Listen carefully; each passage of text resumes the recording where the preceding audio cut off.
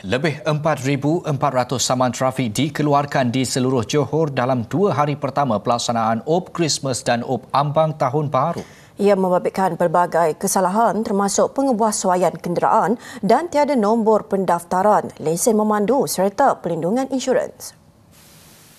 Ketua Polis Johor, Datuk A.B. Rahman Arsad berkata, 2 operasi serentak ini akan diteruskan sehingga 1 Januari depan.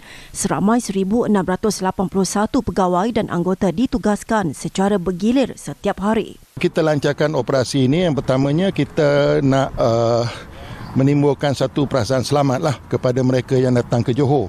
Yang keduanya, kita nak mencegah daripada berlakunya jenayah di negeri Johor, dan seterusnya yang ketiganya kita nak mengekalkan keselamatan dan ketenteraman awam. Sementara itu, sebanyak 52 motosikal disita dan 143 saman dikeluarkan dalam satu operasi khas di Iskandar Puteri semalam.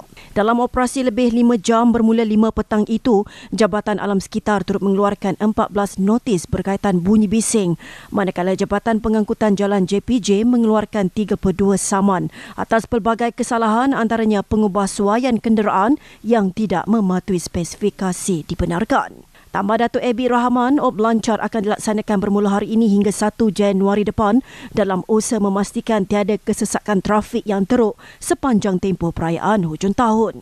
Tumpuan diberikan di 47 hotspot termasuk lebuh raya, pusat bandar, lokasi tumpuan pelancong serta pintu masuk utama ke negeri itu.